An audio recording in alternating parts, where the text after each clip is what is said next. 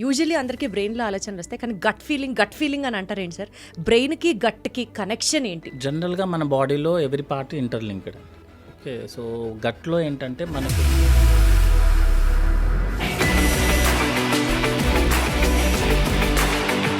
అమ్మో, నేను పడిన కష్టం చాలు, మా పిల్లల్ని డాక్టర్ చేయాలనుకోవట్లేదు అనేది ఎందుకు వినిపిస్తుంది? ఒక పేషెంట్ ఏమో మనకి కాలు మీద పడిపోతారు, ఒక పేషెంట్ కాలర్ పట్టుకుంటారు. ఎగ్జాక్ట్లీ. ఇప్పుడు ఏంటంటే వర్క్ ప్రెషర్ కన్నా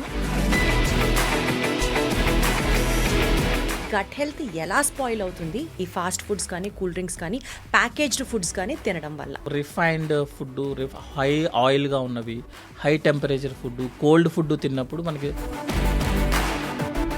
రోజు packaged food, out side food తింటే మన గట్కి ఏం కాదా మరి? మీరు పెద్ద పెద్ద రెస్టారెంట్స్ అన్నిట్లో కూడా what is this good bacteria?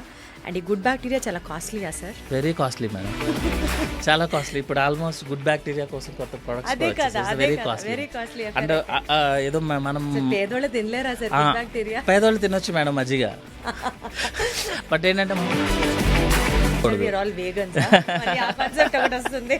Suppose పాలు పెరుగవడానికి ఒక బ్యాక్టీరియా కావాలి, అవి డైజెషన్ చేసుకున్న తర్వాత వచ్చిన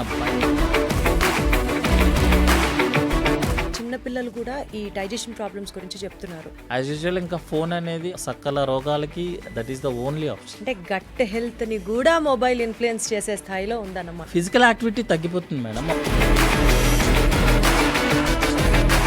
నిద్రకి గట్ హెల్త్ కి రిలేషన్ ఉందా అండి? సార్, ఒకప్పుడుతో పోలిస్తే ఇప్పుడు ఈ గట్ ఇష్యూస్ ఎంత రేట్ పెరిగినాయి సార్ ఇండియాలో? జనరల్లీ మేము చూసిన దాంట్లో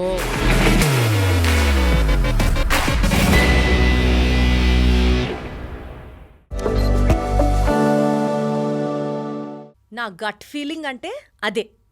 ఈ మాట నాతో పాటు మీరు కూడా కొన్ని లక్షల సార్లు అనుకునే ఉంటారు కదా, నా గట్లో అనిపిస్తుంది, అది డెఫినెట్లీ అవుతుంది. ఇలాంటి ఫీలింగ్స్ రెజనేట్ అవుతున్నప్పుడు, by the way, hello everybody, అందరికీ నమస్కారం, వెల్కమ్ టు సూపర్ డాక్టర్. గట్కి సూపర్ డాక్టర్కి లింక్ ఏంటి అని అంటే ఈ పాటికి మీకు కొంచెం అర్థమయ్యే ఉంటుంది.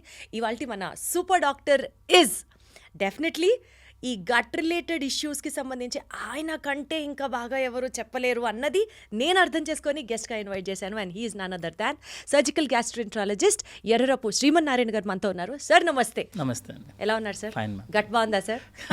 ఈ రోజుకైతే బాగానే ఉంది sir. To start with first point, gut is the second brain అంటూ ఉంటారు. యూజువల్లీ అందరికీ బ్రెయిన్లో ఆలోచనలు వస్తాయి, కానీ గట్ ఫీలింగ్ అని అంటారేంటి సార్? బ్రెయిన్కి గట్కి కనెక్షన్ ఏంటి? Will start from there. జనరల్గా మన బాడీలో ఎవ్రీ పార్ట్ ఇంటర్లింక్డ్ అండి. ఓకే, సో గట్లో ఏంటంటే మనకు ఉన్న నర్వస్ సిస్టమ్ కానీ, గట్టుకున్న బ్లడ్ సప్లై కానీ, గట్టుకున్న రిఫ్లెక్సెస్ కానీ ఆల్మోస్ట్ మనకి బ్రెయిన్ కన్నా ఎక్కువ యాక్చువల్లీ. సో అందుకనే గట్ అనేది ఎప్పుడు మనకి సెకండ్ బ్రెయిన్ లాగా ఉంటుంది. ఇంకొకటి ఏంటంటే మన బ్రెయిన్లో ఉన్న ఒక అడ్వాంటేజ్ ఏంటంటే ఒక్కొక్క ఏరియా ఇండిపెండెంట్గా మూవ్ చేస్తుంది, ఇండిపెండెంట్గా థింక్ చేస్తుంది.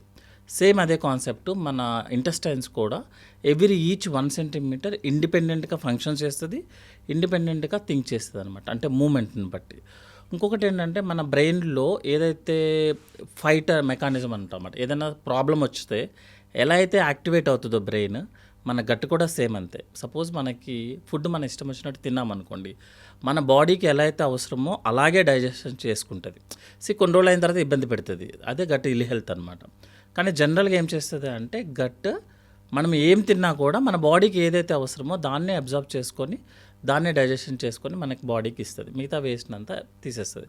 అందుకే జనరల్గా బ్రెయిన్ ఫీలింగ్ అన్నారు, మైండ్ ఫీలింగ్ అనకుండా గట్ ఫీలింగ్ అంటాం అనమాట. ఇంకొకటి ఏంటంటే మనకి గట్లో కనుక ఏదైనా ప్రాబ్లం ఉందనుకోండి, మీరు చాలా డిస్టర్బ్డ్గా ఉంటారు యాక్చువల్గా, అంటే నార్మల్గా ఉన్నట్టు ఉండదు, ఏదో డిస్కంఫర్ట్ ఉన్నట్టు ఉంటుంది అనమాట. సో మీ బాడీ మీరు బాగున్నారా లేదని చెప్పాలి అంటే మీ ఫేస్లో తెలిసిపోతుంది, అది డైరెక్ట్గా ఇంటర్లింక్డ్ టు ది గట్ అనమాట. అందుకే గట్ ఫీలింగ్ అని చెప్తాం. సార్, మీ గట్ ఫీలింగ్ ఏంటి సార్? మీరు అప్పట్లో ఎంసెట్ రాశారు, ఎంసెట్ ఉండుంటుంది, నీట్ కాకుండా ఎంసెట్లో ర్యాంక్ వచ్చేస్తుంది నాకు అని గట్ ఫీలింగ్ అనుకున్నారా? లేదా నేను డాక్టర్ అయిపోతాను అని మీ గట్ ఫీలింగ్ మీకు ఎప్పుడు ఇంట్యూషన్ ఉండిందా? మీరు నమ్మరు, యాక్చువల్లీ 10th క్లాస్లో 499 నాకు మార్క్స్ అనమాట. ఒక రోజున గుంటూరు నుంచి మా పెద్దనాన్న గారు వచ్చి జస్ట్ రమ్మన్నారు, గుంటూరు రమ్మన్నారు. వెళ్ళాను, ఒక కాలేజీలో జాయిన్ చేశారు. ఆ కాలేజీలో దట్ ఈస్ వికాస్ కాలేజ్ అనమాట. అదంటే ఏ గ్రూప్ అని అడిగితే బైపీసీ అన్నారు. బైపీసీ అంటే ఏంటి అనేది అప్పుడు చూసాను నేను యాక్చువల్లీ. బైపీసీ అంటే ఫిజిక్స్, కెమిస్ట్రీ, బయాలజీ అని. సో ఇట్స్ సడన్ ఎంట్రీ అండి యాక్చువల్గా. Sudden entry.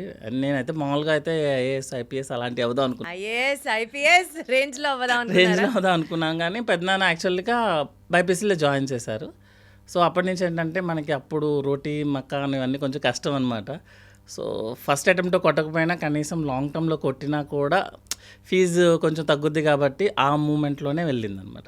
ఓ లాంగ్ టర్మ్ చేశారా అయితే? లేదు మేడం, అన్నీ డైరెక్టే. సో ఫస్ట్ అటెంప్టే కొట్టారు మొత్తానికి. ఫస్ట్ అటెంప్టే మేడం. బుక్ పేజ్ నెంబర్ చెప్తే I can tell the complete page. నమస్కారం అండి మీ మైండ్కి అసలు. సో మీరు కూడా అసలు ఫుల్ 24 గంటలు 23 గంటలు చదివేసేవారా? ఇంటర్ ఫస్ట్ 2 years అదే సారీ ఇంటర్మీడియట్ అయితే మాత్రం సీట్ కోసం ఆల్మోస్ట్ మేడం అది ఇంకా అవుటింగ్లు ఏమీ వెళ్ళలేదు. చదివాం అంటే Telugu medium to English medium direct అనమాట. సో కంపల్సరీగా మీరు రోజు చదివితేనే పని అవుతుంది యాక్చువల్లీ. ఇంకా తర్వాత అంత సీరియస్గా ఏం చదవలేదు మేడం యాక్చువల్లీ. సో మిగతా అన్నీ ఎక్కడ చేసుకుంటేనే వచ్చింది సార్ సీట్? ఎక్కడ Guntur medical college madam. Wonderful. డైరెక్ట్గా గుంటూరు మెడికల్ కాలేజ్. ఆ ర్యాంక్ అయితే ఫన్నీ ర్యాంక్ అనమాట, 420. 420 ఇది క్రిమినల్ నంబర్ కాదు, ఇదొక EAMCET rank number, rank holder number, surgical gastroenterologist rank number అప్పట్లో. So MBBS Guntur medical college, దాని తర్వాత పీజీ ఎక్కడ చేశారు? Rangaraya medical college. సార్ అసలు రంగరాయ మెడికల్ కాలేజ్కి ఒక వాస్తుందంట కదా, ఆ కాలేజ్ నుంచి ఎవరన్నా బయటకు వస్తే అసలు ఒక ఎలిటెడ్ పొజిషన్లో ఉంటుంది లైఫ్, వాళ్ళకి ఆ కాలేజ్ వాస్తే అలా హెల్ప్ చేస్తుందా నిజంగా టాక్? జనరల్గా అది చిన్న ఊరు కదా మేడం యాక్చువల్లీ, అన్ని సైడ్ నుంచి క్లోజ్ ఉంటుంది యాక్చువల్లీ. సో వాళ్ళకి అక్కడ చదువుకోవడము బిర్యానీ తినడము అవే ఇంపార్టెంట్ అనమాట యాక్చువల్గా. సో పెద్ద తిరగడానికి ఏమి ఉండదు, ఓన్లీ చదువు ఒకటే వచ్చు. అందుకే రంగరాయ మెడికల్ కాలేజీలో చదివిన వాళ్ళందరూ కొంచెం ఎక్కువ పొజిషన్లోకి వెళ్తారు. కొంచెం మంచి మంచి ఏరియాలో చదివిన వాళ్ళందరూ తక్కువ పీజీస్కి వస్తారనమాట, ఎందుకంటే వేరే ఆప్షన్ ఉండదు అక్కడ. ఇంకోటి ఏంటంటే అబ్జర్వ్ చేసింది రంగరాయ మెడికల్ కాలేజీలో బయట ప్రాక్టీస్ కన్నా గవర్నమెంట్ కాలేజీలోనే ఎక్కువ ఉంటుంది madam actually. Yes yes, people కూడా గవర్నమెంట్ కాలేజ్నే నమ్ముతారు. గవర్నమెంట్ కాలేజెస్ని ర్యాంక్ చేసుకుంటూ వెళ్ళినా Rangaraya medical college is in the first position. First position అంటే చదువుకున్న వాళ్ళని, if you want to read it. అసలు చదువుకున్న వాళ్ళకి అక్కడ సీట్ అంటే వస్తుంది. వేరే ఆప్షన్స్ ఉండదు కదా మేడం. సో ఇంకోటి ఏంటంటే ఫ్యాకల్టీ ఫుల్ ఫ్యాకల్టీ ఉంటారు ఇప్పుడు. ఇంకా మా బాస్ అయ్యాను, మా మేడం అయితే బాబ్జీ సార్ అండ్ మహాలక్ష్మి అయితే ఇంకా వాళ్ళు కిడ్స్ లాగే చూస్తారు, ఇవ్వాల్సిన చోట కూడా ఇస్తారు అలాగే. ఆనెస్ట్గా నిజంగా ఒకటి చెప్పాలి, చెప్పు. మీరు స్టూడియస్సా లేకపోతే అర్జున్ రెడ్డి లాగా వెళ్ళేవారా కాలేజ్కి? యాక్చువల్లీ స్టూడియోస్ కాదు మేడం, అర్జున్ రెడ్డి కాదు. కాలేజీలో నిన్న సంగతి ఎంబీబీఎస్లో సగం మందికి తెలియదు. అంత సైలెంట్గా ఇలాంటిగా మనం జనాభా లెక్కల్లో తప్ప ఎక్కడ కనిపించకూడదు మనం యాక్చువల్లీ. ఓహో, అది అట్లా ఉండేదా? కాన్సెప్ట్ ఈజ్ ఫ్రంట్ బెంచ్ కాదు, బ్యాక్ బెంచ్ కాదు, ఇట్స్ మధ్యలో బెంచ్ అనమాట. మనం బెంచ్ దించిన తల మళ్ళీ అసలు ఎత్తే ప్రసక్తే లేదు, పుస్తకం తప్ప. మనకి సంబంధం అంటే ఉన్నామా లేవని సంగతి తెలియదు. గుంటూరు మెడికల్ కాలేజ్లో సర్జికల్ గ్యాస్ట్రో ఫస్ట్ నేనే యాక్చువల్లీ ఆల్మోస్ట్ అనమాట. అంటే అక్కడ చదువుకొని ఇక్కడ ఉన్న వాళ్ళల్లో, బట్ నేనున్న సంగతి ఎవరికి తెలీదు, ఎందుకంటే నేను మధ్యలో బ్యాచ్ అనమాట. కాదు సార్, అంటే యూజువల్లీ పీజీ సెలెక్ట్ చేసుకునేటప్పుడు వాట్ వాజ్ యువర్ ఇంట్యూషన్? అప్పుడు ఎందుకు గ్యాస్ట్రో తీసుకోవాలనుకున్నారు? ఒక థర్డ్ ఇయర్లో ఉన్నప్పుడు మాకు ఫస్ట్ టైం ఆపరేషన్ థియేటర్కి అలౌ చేస్తారు మేడం. అప్పుడే లాప్రోస్కోపిక్ సెట్ వచ్చిందనమాట కాలేజీకి. నేను ఓటీ డోర్ ఓపెన్ చేయగానే కెమెరాలో లివర్ కనిపించింది madam. That's a very beautiful part అనమాట. సో అలా స్టార్ట్ అయిపోయాం యాక్చువల్లీ. సార్, లివర్ని బ్యూటిఫుల్ అన్న ఏకైక డాక్టర్ మీరే అవుతారేమో సార్ చరిత్రలో. అలా లేదు మేడం, ఎంట్రీ అవ్వగానే అసలు ఆ కెమెరాలో లివర్ని ఫస్ట్ మనం చూడం కదా డైరెక్ట్గా. సో అలా అనమాట. ఇవన్నీ ఏమో నాకు అది చేయాలనేదో ఎంతూసియాజమో ఆ ఉద్దేశం యాక్చువల్గా ఫ్రాంక్లీ స్పీకింగ్ అట్లా రాలేదు యాక్చువల్లీ. ఫస్ట్ ఎంట్రీయే యాక్సిడెంటల్ ఎంట్రీ. తర్వాత మాత్రం జస్ట్ ఆ లివర్ని అలా చూడంగానే love at first sight love at first sight. రాసుకోండి, ఇదేదో రైమింగ్కి బాగుంది, love at first sight with liver. So అట్లా గ్యాస్ట్రో తీసుకోవాలి అని అనుకున్నారు. అట్లా గ్యాస్ట్రోకి వచ్చాము. గ్యాస్ట్రో ఐ మీన్ పీజీ కూడా ఫస్ట్ అటెంప్టేనా సార్? లేదు మేడం, సూపర్ స్పెషాలిటీకి 2 years పట్టింది. ఎందుకు అంటే మాకు ఒక సీటే ఉంటుంది యాక్చువల్గా. సర్జికల్ గ్యాస్ట్రో మన స్టేట్కి అప్పుడు అన్డివైడెడ్ స్టేట్ అనమాట, అప్పుడు ఒక్క సీటే ఉండేది. సో ఆబ్వియస్లీ మనం మిడిల్ బ్యాచ్ కాబట్టి మనకు కొంచెం టైం పడుతుంది ఆ సీట్ సంపాదించి. మిగతా డిపార్ట్మెంట్స్ వచ్చాయి కానీ ఓన్లీ గ్యాస్ట్రో 2 years పట్టింది. ఎంసీహెచ్ రాలేదు. సో అది డిఎన్బి అని చెప్పి నార్మల్గా యశోద హాస్పిటల్లో డిఎన్బి జాయిన్ అయిపోయాం అనమాట. సో డిఎన్బి ఆల్రెడీ ఒక 3 years పట్టింది. 3 years కోర్స్ అది యాక్చువల్లీ. అయిపోయిన తర్వాత డైరెక్ట్ ప్రాక్టీస్. సో డిఎన్బి చేశాక ప్రాక్టీస్ చేస్తూ డిఎన్బి అయిపోయిన తర్వాత డైరెక్ట్ ప్రాక్టీస్ మేడం. ఓకే, అంటే మళ్ళీ వర్క్ చేయడం అట్లా వేరే వాళ్ళ కింద వర్క్ చేయడం అట్లా లేదు ఇంకా, కొంచెం ఇండిపెండెంట్. Super sir. సార్ ఇప్పటిదాకా మీ కెరియర్లో ది మోస్ట్ ఛాలెంజింగ్ కేస్ అంటే ఏది చెప్తారు సార్, ఏ ఎక్స్పీరియన్స్ షేర్ చేస్తారు? ఫస్ట్ ఎంఎస్ చేస్తున్నప్పుడు ఫస్ట్ ఒక నైట్ డ్యూటీలో ఉన్నప్పుడు ఒక కేసు వచ్చింది మ్యామ్. లైక్ 20 days బ్యాక్ చిన్న బాబు అనమాట, మేబీ 16 years ఉంటుంది. అతను సైకిల్ నుంచి పడిపోయాడు. యాక్చువల్గా 20 days బ్యాకే పడిపోయాడు. మన హాస్పిటల్కి తీసుకొచ్చారు. కాలంతా ఫుల్ వాసిపోయిందనమాట. ఎక్స్రే అవన్నీ చేశాము. బోన్ ఇంజరీ ఏం లేదు. అప్పుడే మనం ఫ్రెషర్స్ కదా. పడిపోయిన తర్వాత కాలు వాసిందంటే జనరల్గా మనకు అర్థమయ్యేది బోన్ ఇంజరీ అనేది. సో నెక్స్ట్ డే మార్నింగ్ మా కన్సల్టెంట్స్ వాళ్ళు వచ్చి చూసి, లేదు దీనికి సర్జరీ చేయాలనుకున్నారు. Maybe because it is a government setup, కొంచెం ఒక 1 day లేట్ అయినట్టుంది.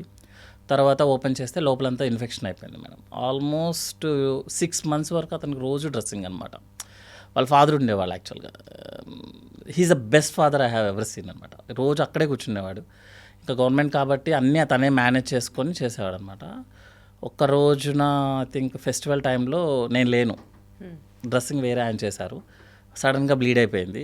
అప్పటికప్పుడు మళ్ళీ నేను లీవ్ నుంచి వచ్చేసి ఆ పేషెంట్ కాల్ తీసేసాం. యాక్చువల్లీ 6 months మేము కష్టపడినా కూడా కాల్ తీసేసాం. That is end of the game అని మేము అనుకున్నాం. యాక్చువల్ ఇంకా అయిపోయింది కదా, ఎందుకంటే 18 years బాయ్, తెలుసు కదా మాకు ఇండియాలో కాళ్ళు ఇబ్బంది అయితే ఉంటుందని.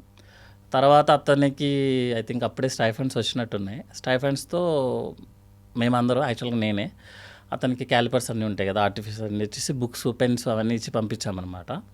ఒక 4-5 years తర్వాత అతను బీఈడీ కంప్లీట్ చేసి ఇప్పుడు లెక్చరర్గా చేస్తూ, వాళ్ళ పొజిషన్స్ ఉంటాయి కదా మేడం, మేబీ డిస్టిక్లో డిఓ పోస్టులు ఉంటాయి కదా, ఇది హీజ్ అసిస్టెంట్ డిఓ అనమాట. ఇప్పటికీ ప్రతి ఫెస్టివల్కి he will send me the message. It's all only because of you I could be in this position today. అది వెరీ సాటిస్ఫైయింగ్ మేడం, ఎందుకంటే ఇంజరీస్ అయిపోయినంత మాత్రాన అతను ఆగలేదు యాక్చువల్లీ. సో బట్ ఆ మినిట్లో ఎవరో ఒకళ్ళు మీలాగా హ్యాండ్ హోల్డ్ చేసి నిలబెట్టే ప్రయత్నం నాకన్నా వాళ్ళ father madam actually he's the real. అంటే ఎవరు వచ్చేవాళ్ళు కాదు. 6 months ఒక ఫాదర్ ఉండడం అనేది ఇట్స్ ఎ గ్రేట్ థింగ్ అనమాట. అది ఫస్ట్ యాక్చువల్లీ, అంటే పేషెంట్ని లాస్ట్ మినిట్ వరకు వదలాల్సిన అవసరం లేదు అని. జనరల్గా ఇప్పుడు ఒక పేషెంట్ బ్యాడ్గా ఉన్నాడంటే మనం వదిలేస్తాం. యాక్చువల్లీ లాస్ట్ మినిట్ వరకు వచ్చిన తర్వాత ఇంకా చాలా అనిపిస్తుంది. వాడిని చూసిన తర్వాత వాడు గుర్తొచ్చినప్పుడల్లా మాత్రం నో వే. సార్ ఇప్పుడు ఈ ప్రొఫెషన్ చాలా సాటిస్ఫైయింగ్గా ఉంటుంది. One of the noblest profession వేరే ప్రొఫెషన్స్తో కంపేర్ చేస్తే. బికాజ్ మీరు చెప్పినటువంటి ఈ ఫుల్ఫిల్లింగ్ సాటిస్ఫైయింగ్ మూమెంట్స్ చాలా ఉంటాయి ఈ ప్రొఫెషన్లో. ఎందుకు సార్ డాక్టర్ కొడుకు డాక్టర్ అవ్వాలి, అమ్మో నేను పడిన కష్టం చాలు, మా పిల్లల్ని డాక్టర్ చేయాలనుకోవట్లేదు అనేది ఎందుకు వినిపిస్తుంది? జనరల్గా మేడం మేము పీజీ చేస్తున్నప్పుడు, సపోజ్ నేను పీజీ ఎంబీబీఎస్ చేస్తున్నప్పుడు మా ప్రొఫెసర్స్ కానీ అసిస్టెంట్ ప్రొఫెసర్స్ కానీ పొద్దున్న 5 o'clock లెగిస్తే నైట్ 11-12 అయిపోయేది మేడం. సో ఇంకేంటంటే ప్రాక్టీస్ అని. నెక్స్ట్ ఏంటంటే అప్పుడు డాక్టరు సిస్టరే, ఇంకెవరు ఉండేవాళ్ళు కాదు మధ్యలో, ఎవరు పిఆర్ఈ సంథింగ్ ఇప్పుడు ఉన్నట్టు ఎవరు సూటు బూట్ వేసుకుని ఎవరు తిరిగేవాళ్ళు కాదు. సో వాళ్ళు ఏం చేసేవాళ్ళంటే మార్నింగ్ 5కి లెగిస్తే నైట్ 11-12 అయిపోయేది అనమాట. ఇంకా వాళ్ళు అదే ప్రొఫెషన్ ప్యాషన్తో చేసేవాళ్ళు. అప్పుడు యూజ్ చేసేవాళ్ళం మనం సేవ అనేది. డాక్టర్ అనేది ఒక సేవ, వైద్య సేవ అనేది. కానీ వాళ్ళకు వచ్చిన పిల్లలు మాత్రం ఆ ఫాదర్ని అలా చూసి ది డోంట్ వాంట్ ఇట్, అంటే అంత కష్టపడాల్సిన అవసరం ఏంటి అనేది అనమాట. ఫైనల్గా రిజల్ట్ ఎలాగో సేమ్ ఉంటుంది. అంటే ఒక పేషెంట్ ఏమో మనకి కాలు మీద పడిపోతాడు, ఒక పేషెంట్ కాలర్ పట్టుకుంటాడు. ఎగ్జాక్ట్లీ అది కామన్ మేడం. అది పాజిటివ్ నెగిటివ్ ఎప్పుడు ఉంటుంది అనమాట. సో మనం ఏంటంటే కొన్నిసార్లు ఒక సర్జరీ చేస్తున్నాను మేడం నేను ఇప్పుడు. ఒక పేషెంట్కి గాల్ బ్లాడర్ సర్జరీ చేస్తున్నప్పుడు కాంప్లికేషన్స్ ఏమవుతాయని నేను 1 to 10 ఎక్స్ప్లెయిన్ చేస్తే నేనే చేయించుకోను సర్జరీ. సో అప్పుడు ఏం చేస్తామంటే బేసిక్ చెప్పేసి సర్జరీ చేసేస్తాం. ప్రీవియస్గా ఏమి ఉండేదంటే డాక్టర్ చెప్పారు అయిపోయింది, ఇంకా that is end of the game అనమాట. క్వశ్చన్స్ ఉండే కాదు, ఆన్సర్స్ ఉండే కాదు. ఇప్పుడు ఏమవుతుందంటే నువ్వు సర్జరీ అయిన తర్వాత అప్పుడు ఎందుకు చెప్పలేదు, ఇట్లా క్వశ్చన్స్ అయిపోతున్నాయి. సో స్ట్రెస్ పెరుగుతుంది. అప్పుడేమో వర్క్ టైమింగ్స్ పెరిగేవి. సో ఆబ్వియస్లీ డాక్టర్ ఇంకా తెలిసిందే కదా, ఈ వర్క్ స్ట్రెస్లో ఫ్యామిలీని పట్టించుకోకపోవడం మ్యాక్సిమం జరగదు. ఎందుకంటే 5 o'clock నుంచి 11 o'clock ఇంకా ఫ్యామిలీని ఎక్కడ పట్టించుకుంటాడు. సో అంతా మదరే చూసుకోవడము, లేకపోతే మదర్ కూడా అప్పట్లో ఓన్లీ డాక్టరే ఉండేవాళ్ళు, వైఫ్ అండ్ హస్బెండ్. ఇప్పుడంటే తగ్గింది కానీ. సో వాళ్ళు ఇద్దరు, మదరు ఫాదరు ఇద్దరు హాస్పిటల్ తిరిగేవాళ్ళు. పిల్లలేమో నానమ్మో లేకపోతే పని వాళ్ళు ఎవరి దగ్గరే ఉండేవాళ్ళు. సో వాళ్ళకి ఎవర్షన్ వచ్చేసింది యాక్చువల్లీ. బట్ ఇప్పుడు ట్రెండ్ మారింది మేడం. యాక్చువల్లీ ఇప్పుడు doctors 9 to 5 job. You can say it is 9 to 5 job, happily say. ఎందుకంటే అంటే ఎమర్జెన్సీ ఉన్నప్పటికీ కూడా, ఆ పర్టికులర్ స్పెషలైజేషన్స్ ఉన్నప్పటికీ కూడా, సపోజ్ ఇప్పుడు గైనిక్ ఉన్నారనుకోండి sir, you cannot say it is a 9 to 5 job. ఎప్పుడు డెలివరీ అవుతుందో తెలియదు. ఎమర్జెన్సీ మీ ఫీల్డే తీసుకోండి సార్, ఎప్పుడు ఎమర్జెన్సీ వస్తుందో తెలియదు. But still it's 9 to 5 job sir. 9 to 5 జాబే అవుతుంది మేడం. ఎందుకు అంటే సపోజ్ మన ఇప్పుడు 9 to 5 అయిపోయింది మేడం, ఎమర్జెన్సీ వచ్చింది అనుకోండి, ఒక పేషెంట్ వచ్చి నేను వచ్చి చూసే లోపలే ఇంకొక వేరే డ్యూటీ డాక్టర్ ఉంటారు, మన అసిస్టెంట్ ఉంటారు, వాళ్ళందరూ చూసేస్తారు ఆల్రెడీ. ఒక వర్కప్ అయిపోతుంది. మనం కరెక్ట్గా ఆ టైంకి సర్జరీ అయ్యే టైంకి వచ్చి మనం ఎక్స్ప్లెయిన్ చేస్తే సరిపోతుంది యాక్చువల్లీ. సో ఇప్పుడు అంత కేవటిక్గా, అంత హెక్టిక్గా లేదు, అంత హెక్టిక్గా లేదు. కాకపోతే అప్పుడు డాక్టర్ దేవుడు. సో అప్పుడు వేరే ఆప్షన్స్ లేవు, వేరే డిస్కషన్ ఉండేది కాదు యాక్చువల్గా, ఫైనాన్షియల్ డిస్కషన్. అప్పట్లో డాక్టర్ ఈ బిల్ అంటే అదే బిల్, ఇస్ ఫ్రాంక్లీ స్పీకింగ్. ఇప్పుడు ఏంటంటే వర్క్ ప్రెషర్ కన్నా వేరే ప్రెషర్స్ ఎక్కువైపోయాయి డాక్టర్స్ దగ్గర. సో మళ్ళీ సేమ్ రౌండ్ ద క్లాక్. మళ్ళీ ఇప్పుడు పిల్లలు they don't want to become a doctors. అంటే ఏమంటారు సార్, డాక్టర్లు అవ్వద్దంటారా? వెల్కమింగ్గా లేరా డాక్టర్? నేనైతే మా ఫ్యామిలీలో ఉన్న వాళ్ళందరినీ డాక్టర్ని చేశాను మేడం. మా పెద్దనాన్న నన్ను డాక్టర్ చేశాడు. నేను మా బాబాయ్ వాళ్ళ ఇద్దరు పిల్లల్ని డాక్టర్లే చేశాము. ఇప్పుడు మన నెక్స్ట్ జనరేషన్ వస్తుంది. నా మేనకోడలు డాక్టరే, ఇంకొక మేనకోడలు ఆల్రెడీ నీట్, ఇంకొక మేనల్లుడు already. I would wish sir నా కొడుకు కూడా మీ కమ్యూనిటీ జాయిన్ అవ్వాలని మాకు కోరుకుంటూ. ఒక ప్రొఫెసర్ ఉండేవాడు మేడం, ఆయన ఒక డైలాగ్ చెప్పేవాడు అనమాట, డాక్టర్ అయిన తర్వాత మేబీ సంపాదించడానికి కొంచెం టైం పడుతుందేమో, మేబీ మీరు కారు కొనుక్కోవడానికి కొంచెం టైం పడుతుందేమో, కానీ మీరు వీల్ చైర్లో మీరు ఏం అవసరం లేదు, మీరు మాట కూడా చెప్పాల్సిన అవసరం లేదు. సైగ చేసి 70-80 years వరకు you can earn yourself. You are not depending on anyone. Only doctor ప్రొఫెషన్లను, కుకింగ్ ప్రొఫెషన్లో మాత్రమే అది ఉంటుంది. మిగతా ఏ ప్రొఫెషన్లో అట్లా ఉండదు. ఇంకోటి డాక్టర్ ప్రొఫెషన్లో ఉన్న సాటిస్ఫాక్షన్ మీకు ఎవరికి దొరకదు. Doctor profession and politics, if it is you are the real politician. కానీ డాక్టర్ ప్రొఫెషన్లో ఉన్న సాటిస్ఫాక్షన్ అటు రెండు వస్తాయి మేడం, 2 kicks వస్తాయి. కిక్స్ అంటే 2 sides. అర్థమైంది నాకు, అర్థమైంది. But always to me doctor అంటే ఒక ఇలేటెడ్ పొజిషన్లోనే ఉంటారు సార్. దేవుడు నెక్స్ట్ డాక్టర్, అంతే, అదే లెవెల్. ఇప్పటికీ అదే ఫాలో అవుతారు. Respect I give to all the doctors. Sir getting into our actual gut health topic ఇవాళ. సార్ బేసికల్గా పొట్ట అని అంటే మనకి డైజెషన్, పొట్ట ఈజ్ యూస్ఫుల్ ఫర్ డైజెషన్, ఇంతవరకే నాలెడ్జ్ ఉంది. But actually what comes under gut? అసలు ఈ గట్ అంటే ఏంటి, ఎక్స్ప్లెయిన్ చేయండి సార్. బేసిక్ లేమన్ లాంగ్వేజ్ నుంచి స్టార్ట్ చేద్దాం. జనరల్గా మన మౌత్ నుంచి యానస్ వరకు ప్రతిదీ గట్ పార్ట్ కింద లెక్క మేడం. సపోజ్ మన food pipe, stomach, intestine, liver, pancreas, gall bladder, small intestine, large intestine, rectum, anus, everything is the gut part.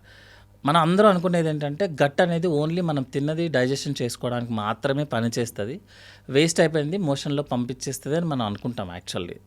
But అది ఆల్మోస్ట్ మీకు కిడ్నీ చేయాల్సిన ఫంక్షన్ చేస్తుంది, లంగ్ చేయాల్సిన ఫంక్షన్ కూడా చేస్తుంది. అది యాక్చువల్గా బ్రెయిన్ చేయాల్సిన ఫంక్షన్ కూడా ఉంటుంది. మీ మూమెంట్ ప్రతిదీ గట్ కంట్రోల్ అనమాట యాక్చువల్లీ. ఇంకోటి ఏంటంటే gut is the biggest endocrine organ అని చెప్తాము. ఇప్పుడు మీకు థైరాయిడ్ ఎలాగో ఎండోక్రైన్ ఆర్గానో, అట్లాగే సేమ్ బ్రెస్ట్ ఎలాగైతే ఎండోక్రైన్ ఆర్గాన్ మనం అనుకుంటామో, గట్ కూడా ఒక ఎండోక్రైన్ ఆర్గాన్ అనమాట. మనం వాటర్ కన్జర్వేషను, ఎలక్ట్రోలైట్ ప్రాబ్లము అన్నీ కూడా మనకి గట్ కంట్రోల్లో ఉంటుంది. అంటే గట్ అనేది మనం తిన్నదే జస్ట్ డైజెషన్ కాదు, ఎలక్ట్రోలైట్స్ కోసం గట్టే.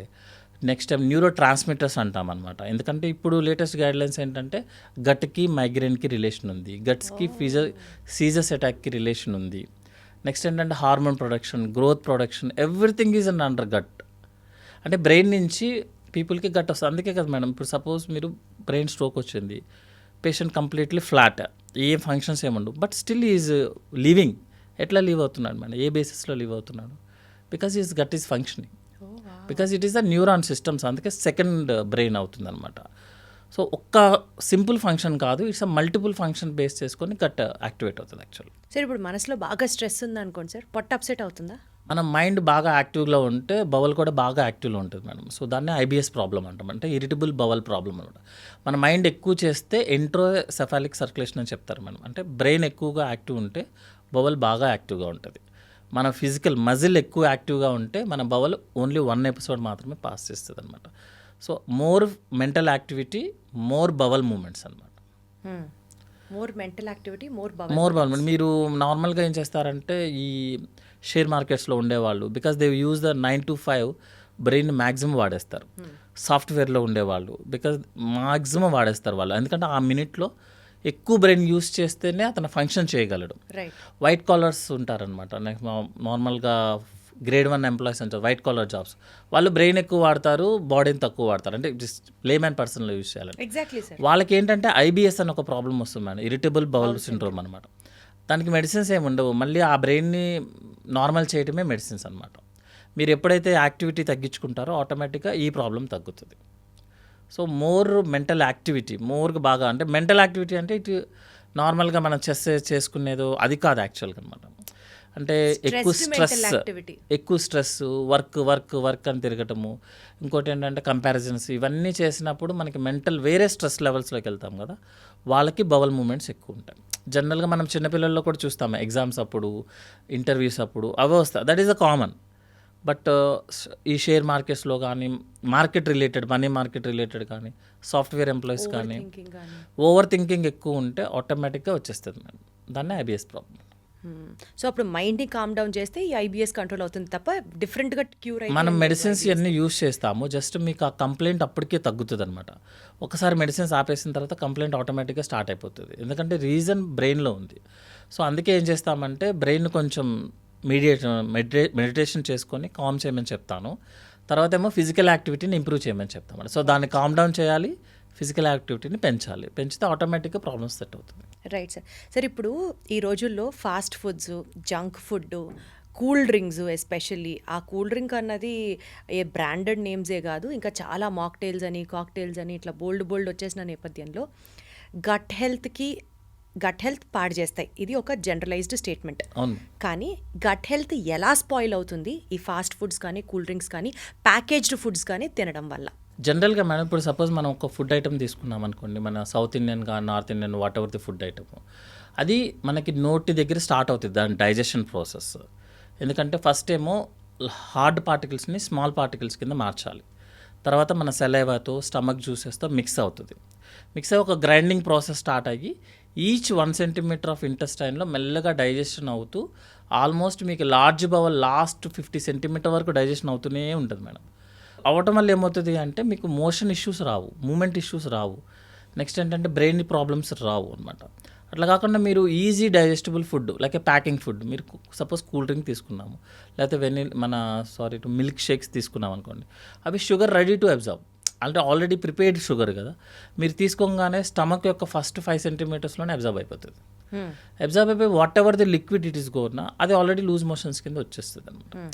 మన ఫుడ్ అనేది బయట నుంచి జ్యూసెస్ ఉండాలి, ఫుడ్ లోపల ఉండాలి, మధ్యలో ఫైబర్స్ ఉండాలి. ఫుడ్ని అంత తొందరగా డైజెస్ట్ చేయకూడదు యాక్చువల్గా మన బాడీ. చేసింది అనుకోండి, మిగతా పార్ట్ డైజెస్ట్ చేసుకోండి. సపోజ్ ఒక ఫస్ట్ 5 సెంటీమీటర్లో మన ఫుడ్ డైజెస్ట్ అయిపోయింది మేడం, మిగతా పార్ట్లు ఏం చేయాలి? ఓకే, మిగతా పార్ట్లో కూడా జ్యూసెస్ ఉంటాయి కదా, ఇంకా ఎక్కువ జ్యూసెస్ ఉంటాయి కదా, అవి వాట్ ఈస్ దట్ ఫంక్షన్ ఏమి ఉండదు. అప్పుడు ఏం చేస్తుంది అంటే ఆ జ్యూసెస్ అన్నీ మనకి లూజ్ మోషన్స్ని కాజ్ చేస్తాయి.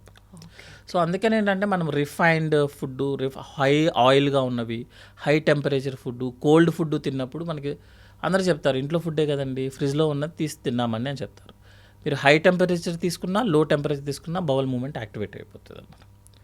ఈ ఈజీలీ ప్యాకింగ్ షుగర్స్ ఉంటాయి, ఆ బౌల్ మూమెంట్ యాక్టివేట్ అవ్వడం కూడా because of the digestive juices which are secreted in the later parts of the intestine. Later part దానికి లేవు అనమాట, దానికి పార్ట్స్ లేవు, దానికి డైజెస్ట్ చేసుకోవడానికి ఫుడ్ లేదు, ఆల్రెడీ అబ్జర్వ్ అయిపోయింది. ఫస్ట్ 10 సెంటీమీటర్లోనే అబ్జర్వ్ అయిపోయింది, మిగతా 2.5 మీటర్స్ ఉంటుంది, అవన్నీ డైజెస్ట్ చేసుకోవడానికి పార్టికల్స్ లేదు కదా మేడం.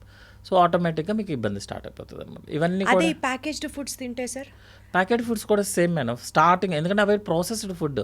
ప్రాసెస్డ్ ఫుడ్స్ అంటే ఈజీగా డైజెస్ట్ అయిపోతాయి, ఈజీగా అబ్జర్వ్ అయిపోతాయి. మేడం మీరు ఏ ఫుడ్ అయినా సరే, సపోజ్ మనము బయటికి వెళ్తున్నాము, వీఆర్ ఫీలింగ్ హంగ్రీ, మీరు ఒక ప్యాకెట్ ఏదైనా తీసుకొని తింటారు, లేదు 2-3 అవర్స్ తర్వాత డైజెషన్ అయ్యి మీకు ఎనర్జీ వస్తుందంటే మీరు కొంటారు? అది కొనం కదా, ఇమీడియట్ వచ్చేయాలి, 5 మినిట్స్లో మీరు ఎనర్జీ లెవెల్స్ రీచ్ అవ్వాలి. So that means it is completely processed food. మీరు జస్ట్ తినగానే స్టమక్ వెళ్ళంగానే షుగర్ లెవెల్స్ పెరిగిపోతాయి. సార్ కానీ ఇప్పుడు ఉన్న ఫుడ్ ట్రెండ్ ప్రకారం చూస్తే అందరూ మంచి నూనెలే వాడుతున్నారు, డాల్డాలు వనస్పతులు ఎవరు వాడి చేయట్లేదని చెప్తున్నారు. మా కిచెన్స్కి రండి, కిచెన్స్ ఇన్స్పెక్ట్ చేయండి అంటున్నారు. బిర్యానీలు కూడా మంచి నేతితోనే చేస్తున్నాము అని చెప్తున్నారు. ఈ నేపథ్యంలో పెద్ద పెద్ద హోటల్స్కి వెళ్ళి తింటే ఫుడ్ అది సేఫా? రోజు packaged food, out side food తింటే మన గట్టుకేం కాదా మరి? జనరల్గా మేడం మనం న్యూస్ పేపర్స్ కనుక చూస్తే ఫుడ్ కంట్రోల్ వాళ్ళు చేసే దాంట్లో మీరు పెద్ద పెద్ద రెస్టారెంట్స్ అన్నిట్లో కూడా ఇట్స్ ఎ ప్రిజర్వేటివ్ ఫుడ్. వాళ్ళు మనకి చెప్పినా కూడా it's a preservative food only. Oils అన్నీ యూస్ చేసేవన్నీ డిఫరెంట్ ఆయిల్సే యూస్ చేస్తారు వాళ్ళు. అంతేగాని ఎవరు ఫ్రెష్ ఆయిల్స్ యూస్ చేయరు మేడం. మనం మామూలుగా ఏంటంటే వాళ్ళు ఇచ్చే ఫుడ్ ఐటమ్స్కి, వాళ్ళు ఇచ్చే అంబియన్స్కి నిజంగా కనుక అతను ఒరిజినల్ మెటీరియల్ యూస్ చేస్తే ఈ కాంట్ గివ్ ఇట్ అనమాట. సో కంటామినేషన్ జరగడం అనేది it's a very common nowadays. మనం ఏంటంటే ఇప్పుడు పాత కాలంలో whatever thing, suppose 10 years back ఉంది మేడం. నేనే హైదరాబాద్ వచ్చిన కొత్తలో మేబీ 2 monthsకి ఒకసారో 1 monthకి ఒకసారి ఒక్కసారి ప్యారడైజ్కో బ్యావర్చ్కి వెళ్ళి ఒక ప్యాకెట్ తీసుకొని వచ్చి తినడమో లేకపోతే అక్కడే తినడమో చేసేవాళ్ళం. అమౌంట్ అనేది 1-2 times అనమాట. అట్లా కాకుండా ఇప్పుడు చూడండి మీరు ఎవరీ ఆల్టర్నేట్ డే ఏదో ఒక ఫంక్షన్, ఆ పార్టీ అనో, ఆ డే అనో, ఈ డే అనో, వాడి బర్త్డే అనో, లేకపోతే వాడు పెద్ద కేసు చేశాడనో, ఎవరీ ఆల్టర్నేట్ డే బయట ఫుడ్ తినక తప్పట్లేదు. ఇంకోటి ఏంటంటే అప్పుడు పాత రోజుల్లో ప్రకారం అయితే, పాత రోజులు అంటే మేబీ 10-15 years బ్యాక్, అప్పుడు 1-2 times మంత్లీ. ఇప్పుడు ఎవరీ ఆల్టర్నేట్ డే మీకు అమౌంట్ పెరుగుతుంది. సెకండ్ థింగ్ ఏంటంటే డిఫరెంట్ ఆయిల్స్, అది కూడా టేస్టీగా ఉండాలి, ప్రిజర్వేటివ్స్ యూస్ చేసి. ఎందుకంటే మీరు రెగ్యులర్గా ఫుడ్ కనుక టేస్ట్ చేంజ్ చేయకపోతే కస్టమర్స్ రాడు. So you wants to prepare something extra. అవన్నీ ఆబ్వియస్లీ కంటామినేషన్స్ అవుతుంది. ఇంకొకటి ఏంటంటే ఎంత పెద్ద హోటల్లో అయినా సరే ఫుడ్ తిన్న వాళ్ళు నెక్స్ట్ రోజు మార్నింగ్ మాకు అంతా బాగుందని జనరల్గా చెప్పరు మేడం. సమ్ ఎస్డిటీ ప్రాబ్లం కంపల్సరీగా వస్తుంది. ఇంట్లో అదే బిర్యానీ మనం ఇంట్లో తిన్న వాళ్ళకి ఎస్డిటీ అంతేం ఉండదు. కానీ హోటల్లో మీరు ఎంత పెద్ద హోటల్లో తిన్నా, ఎంత నార్మల్ హోటల్లో ఉన్నా ఎస్డిటీ అనేది ఆఫ్టర్ ఫుడ్ ఎస్డిటీ వచ్చేస్తుంది. బట్ మీరు రెగ్యులర్గా తినే కొద్దీ ఆ ప్రాబ్లం స్టార్ట్ అవుతుంది. ఇంకోటి కూడా క్వశ్చన్ అడగా, మేము 10 years బ్యాక్ అప్పటి నుంచి తింటున్నాం కదా, ఇప్పుడు ఎక్కడికి వస్తుంది ప్రాబ్లం అనేది? ఇప్పటికి ఇంకా బాగానే ఉన్నాం కదా, ఇస్ ది జనరల్ నామ్. జనరల్గా మేడం ఇప్పుడు సపోజ్ మీకు ఒక ఇన్సల్ట్ కానీ, ఒక స్ట్రెస్ కానీ, ఒక ఇంజురీని కానీ మీరు రిపీటెడ్గా కొడుతున్నారు అనుకోండి, రిపీటెడ్గా ఇంజురీ అవుతుంది అనుకోండి, ఆబ్వియస్లీ డ్యామేజ్ అవుతుంది. ఫస్ట్ అటెంప్ట్ జరగకపోవచ్చు, 10th జరగకపోవచ్చు, 100 attempts జరగవచ్చు కదా, ఇంజురీ అవ్వచ్చు కదా. అదే టైంలో ఏంటంటే ఇది నెంబర్ పెంచుతున్నాం కదా మనం. సపోజ్ మంత్లీ 1-2 దల్లా వెరీ ఆల్టర్నేట్ డే అయిపోయింది ఇప్పుడు. నెక్స్ట్ ఏంటంటే కంపల్సరీగా దానికి ముందు సాఫ్ట్ డ్రింక్ ఉంటుంది, దాని తర్వాత డిజర్ట్ ఉంటుంది. ఇవన్నీ మిక్స్ చేస్తున్నాం కదా. నెక్స్ట్ ఏంటంటే ఆన్ టైం అనమాట, ఆల్టర్నేట్. ఇంతకుముందు మనం ఆఫ్టర్ 8 తర్వాత 9 తర్వాత లైట్స్ అన్నీ ఆఫ్, హైదరాబాదే ఆఫ్. ఇప్పుడు Hyderabad is 24 hours on. So mid night biryani, it's అన్ని ఇర్రెగ్యులర్ టైమింగ్స్లో ఫుడ్ ఇవన్నీ పెరుగుతున్నాయి. 10 years బ్యాక్ మీకు స్ట్రెస్ లేదు, ఇప్పుడు full stress. 10 years back pollution లేదు, ఇవన్నీ మిక్స్ అవుతాయి మేడం యాక్చువల్లీ. ఇంకోటి ఏంటంటే రిపీటెడ్గా ఒకే పని, ఒకే ఇంజురీ చేయడం వల్ల ఇంజురీ ఇంకా పెరుగుతుంది యాక్చువల్లీ. పైగా మీరు అప్పుడు 10 years back your the young, your next 20 years తర్వాత నువ్వు ఓల్డ్. మరి ఏజ్ రిలేటెడ్ చేంజెస్ అన్నీ ఉంటాయి కదా. సో ఎప్పుడో ఒకసారి అనేది ఫుడ్ అనేది ఓకే, అది మీరు పెద్ద హోటలా చిన్న హోటలా అనేది నెక్స్ట్ రోజు మార్నింగ్ డిసైడ్ అవుతుంది. సో ఆన్ ద టైం అయితే మాత్రం బయట ఫుడ్ మ్యాక్సిమం అవాయిడ్ చేయడమే బెటర్. ఏదైనా పార్టీ బేసిస్ అయితే దట్స్ ఓకే. సరే, ఇందాక మీరు ఎసిడిటీ అన్నారు కాబట్టి ఎసిడిటీ, గ్యాస్, కాన్స్టిపేషన్, దాని తర్వాత ఈ ఫార్టింగ్, ఈ 4 సార్ ఇవి ఒక గ్రూప్ ఆఫ్ పీపుల్ అండర్స్టాండింగ్ ఏంటంటే ఇవన్నీ మన దైనందిక జీవితాల్లో భాగం. ఎసిడిటీ వస్తుంది, ఏదైనా కారం ఎక్కువ తింటే వస్తుంది. గ్యాస్, ఏదైనా పడలేదు, గ్యాస్ వచ్చింది, అయితే ఏంటి? ఇట్లా చెప్పుకుంటూ వెళ్తే సార్ ఫార్టింగ్ అనుకోండి, అది కూడా సర్వసాధారణమే అని వాదించే వాళ్ళు ఉంటారు.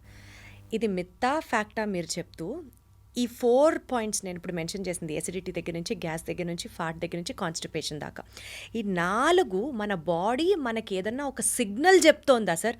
Is it a signal from the body we have to really act upon, లేకపోతే జస్ట్ లైక్ దట్ అది మన రోజు జీవితంలో భాగమే, ఇవాళ వస్తే రేపు పోతాయి అనుకోవాలా?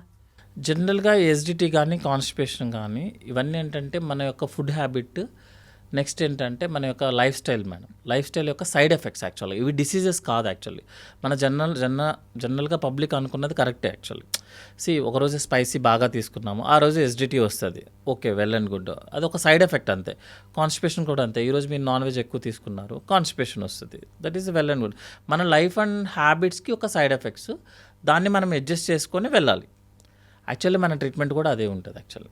సో మీరు ఎస్డిటీ ప్రాబ్లం వచ్చినప్పుడు మనం టాబ్లెట్ ఇచ్చి సెట్ చేస్తాం. బాడీ మనకి ఏమైనా ఒక సిగ్నల్ ఇస్తుందా, మనం దాన్ని ఫోకస్ చేయాలా కాదా? లేదు మేడం, బేసికల్గా ఎక్కువ రోజులు ఎస్డిటీ ప్రాబ్లం కింద వచ్చింది అనుకోండి, మనకి అల్సర్స్ ఫామ్ అవటము, అల్సర్స్ హీల్ అయినప్పుడు మనకి స్టమక్ బ్లాక్ అయిపోవడము, కొంతమంది పేషెంట్స్లో మనకి క్యాన్సర్స్ కింద కన్వర్ట్ అవ్వడం, ఇది కంటిన్యూ ప్రాసెస్ అనమాట. మీరు ఒక 10 years స్పాన్ తీసుకొని, ఒక పేషెంట్ ఉన్నారు 10 years స్పాన్ ఉంది, అప్పుడప్పుడు ఎస్డిటీ వచ్చే పేషెంట్కి 10 years తర్వాత కూడా ఎండోస్కోపీ నార్మలే ఉంటుంది. రెగ్యులర్గా ఎస్డిటీ వచ్చే పేషెంట్కి లోపల మొత్తం అల్సర్స్ ఫామ్ అయిపోయి స్టమక్ అంతా సైజ్ ష్రింక్ అయిపోయి కొన్నిసార్లు క్యాన్సర్స్ కింద కూడా కన్వర్ట్ అవుతుంది. సో మనము ఏదో లైఫ్ స్టైల్ సైడ్ ఎఫెక్ట్ అనుకొని మనం వదిలేసామనుకోండి, ఈ కాంప్లికేషన్స్ అన్నీ మనం ఫేస్ చేయాల్సి వస్తుంది. మీరు కాన్స్టిపేషన్ ఈరోజు నాన్ వెజ్ నేను తీసుకున్నాను మేడం. సో కాన్స్టిపేషన్ వస్తుంది జనరల్గా. మీరు నెగ్లెక్ట్ చేసుకుంటా కాన్స్టిపేషన్ కంటిన్యూ చేస్తున్నారు అనుకోండి, మీకు బ్యాక్ పెయిన్తో మొదలుపెట్టి ఫిజర్ వస్తుంది, ఫిస్టులా వస్తుంది, పైల్స్ ప్రాబ్లం వస్తుంది, ప్రొలాప్స్ వస్తుంది. కొన్ని రోజులు ఆగితే మీకు మోషన్ కంట్రోల్ కూడా పోతుంది. మనం సైడ్ ఎఫెక్ట్ అని వదిలేసేస్తాం అనుకుందాం. సపోజ్ ఏముందిలే ఈరోజు నాన్ వెజ్ తిన్నాను, అలా మీరు కంటిన్యూస్గా ఇదే పనిలో ఉన్నారనుకోండి, మీ హ్యాబిట్స్ని చేంజ్ చేసుకోకుండా మీరు ఈ కన్సిక్వెన్సెస్ కూడా ఫేస్ చేయాల్సి వస్తుంది అన్నమాట. ఫార్టింగ్ ఉంది మేడం. యాక్చువల్గా ఫార్టింగ్ ఏంటంటే మన గాలి ఎంత తీసుకోవడం కామనో, మనం అప్పుడప్పుడు ఏదైనా తిన్నప్పుడు బ్లోట్ చేయడం ఎంత కామనో, మోషన్కి వెళ్ళడం ఎంత కామనో, farting is very common. Right. కాకపోతే ప్రాబ్లం ఎక్కడ వస్తుంది అంటే ఫార్టింగ్ యొక్క స్మెల్. ఆ స్మెల్ ఎందుకు చెప్తుంది అంటే, స్మెల్ ఎక్కువ వచ్చిందంటే మీనింగ్ ఏంటంటే undigested food material, constipated material లోపల ఉంది. స్మెల్ రాకుండా ఫార్టింగ్ చేస్తే దట్ ఈస్ కామన్ అంటున్నారు. మోషన్కి వెళ్ళినంత కామన్ మేడం. యాక్చువల్గా మీరు రోజు మోషన్కి వెళ్తే నార్మల్ కదా. అందరూ ఏమంటారు, మోషన్కి ఈరోజు వెళ్ళలేదు అనుకోండి మీకు ఇబ్బందే కదా, అంటే you are not feeling well కదా. ఫార్టింగ్ కూడా సేమ్ కాన్సెప్ట్ అనమాట. మీకు మోషన్కి ఎంత కామనో, యూరిన్ వెళ్ళటం ఎంత కామనో, చెమట పట్టడం ఎంత కామనో, ఫార్టింగ్ వెళ్ళటం వెరీ కామన్ అనమాట. ప్రాబ్లం ఎక్కడ వస్తుంది అంటే రిపీటెడ్ ఫార్టింగ్ అవుతుంది. అంటే మనకు ఒక సిగ్నల్ అనమాట, లోపల అన్డైజెస్టెడ్ ఫుడ్ మెటీరియల్ ఉంది, లేకపోతే నేను కాన్స్టిపేషన్లో ఉన్నాను. సపోజ్ లోపల హార్డ్ స్టూల్స్ ప్యాకప్ అయిపోయినాయి మేడం, లోపల ఉన్న బ్యాక్టీరియా డైజెస్ట్ చేసుకొని నైట్రస్ ఆక్సైడ్ అంటే గ్యాస్ని రిలీజ్ చేస్తుంది. That will be the more smelly అనమాట. ఇట్ విల్ మనకు అది చెప్తుంది అనమాట, లోపల డైజెషన్ సరిగ్గా అవ్వటం లేదు అని చెప్పేదే ఫార్టింగ్ కాదు యాక్చువల్గా, బ్యాడ్ ఫార్టింగ్ అనమాట. అంతే తప్పించి ఫార్టింగ్ ఈజ్ వెరీ కామన్. అది వెళ్ళకపోతే నిజంగా కొంతమంది ఇప్పుడు సపోజ్ నేను ఫార్ట్ చేస్తాను కామన్గా, ఇంట్లో పిల్లలందరూ నవ్వుతారనమాట, ఏ బ్యాడ్ స్మెల్ వస్తుందని. మామూలుగా నేనే చెప్తాను అనమాట మా వాళ్ళకి అనమాట, మీరు ఒక రోజు కనుక మనకు ఫార్టింగ్ చేయలేదనుకోండి సర్జరీకి వెళ్ళాల్సి వస్తుంది. ఎందుకంటే మూమెంట్ ఆగిపోయింది. మీరు మోషన్కి I can go motion by my own. Suppose నేను మోషన్కి ఇప్పుడు వెళ్దాం అనుకున్నాను అనుకోండి, వెళ్ళొచ్చు, కానీ ఫార్ట్ చేయాలంటే చేయలేము. ఫార్ట్ అనేది మన బవల్ మూమెంట్ వస్తేనే ఫార్టింగ్ అవుతుంది. సో ఫార్టింగ్ అనేది మన హెల్త్ హ్యాబిట్ యాక్చువల్గా. అది స్మెల్ ఎక్కువ వస్తేనే problem actually. Got it sir. Sir ఇప్పుడు చాలామంది బ్రేక్ఫాస్ట్ని స్కిప్ చేస్తారు.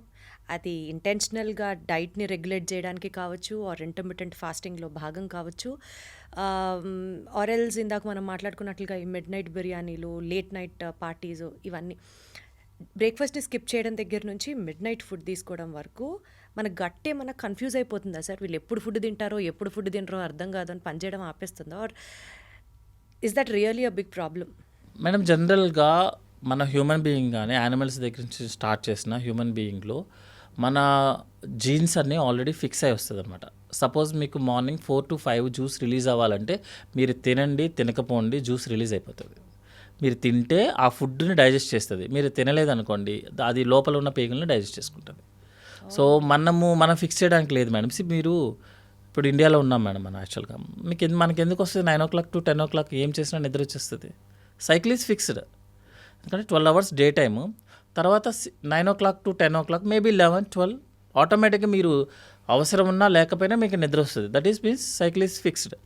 మార్నింగ్ లేకగానే మోషన్కి వెళ్ళడం, యూరిన్కి వెళ్ళడం, that is cycle is fixed కదా. మీరు కొత్తగా ట్రై చేస్తారు, లోపల ఆల్రెడీ హార్మోన్స్, జ్యూసెస్ దాని టైం ప్రకారం వచ్చేస్తుంది, రిలీజ్ అయిపోతుంది. మీరు ఫుడ్ ఇవ్వకపోతే డైజెషన్ చేసుకోకుండా ఏదైతే మెటీరియల్ ఉందో లోపల దాన్ని డైజెస్ట్ చేసుకుంటుంది.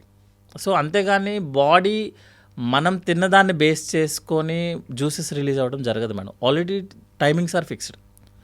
Morning 4 to 5 like animals morning 4 to 5 తింటారు. డైజెస్టివ్ జ్యూసెస్ సెక్రెట్ అయ్యే టైంకే మనం తినాలి. మనం ఇష్టం వచ్చినప్పుడు తిన్నాం కదా అని అంటే సిస్టమ్ డ్యామేజ్ అవుతుంది. సిస్టమ్ డ్యామేజ్ అయిపోతుంది. మనం సపోజ్ 4 to 5 అనేది ఫిక్స్డ్ మేడం ఆన్ రఫ్ యావరేజ్గా అనమాట. మనం మార్నింగ్ బ్రేక్ఫాస్ట్ 7 to 8లో క్లోజ్ చేస్తే ఓకే డైజెషన్ అవుతుంది.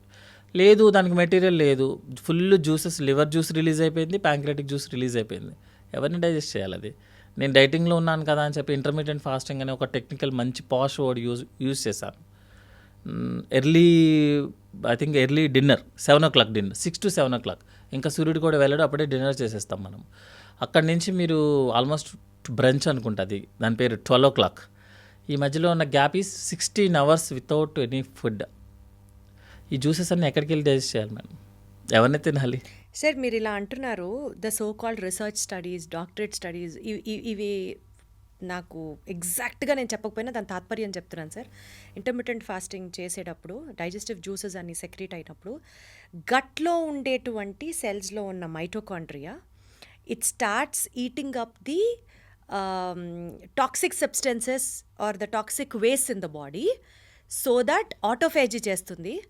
సో దట్ టాక్సిన్స్ అన్ని బాడీలోంచి వెళ్ళిపోవడం కాకుండా people will start looking younger.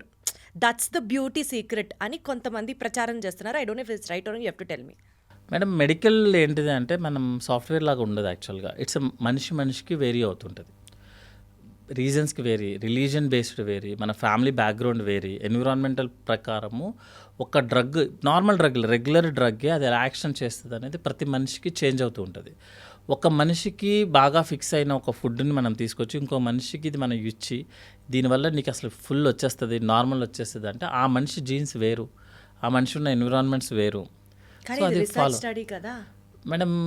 అంటే కరెక్షన్ యాక్చువల్ ఏంటంటే రీసెర్చెస్ అన్నీ కూడా ఇన్ జనరల్గా ఆల్రెడీ ఒక కంక్లూజన్స్ అయ్యి దానికి బ్యాక్ వెళ్తారు మేడం.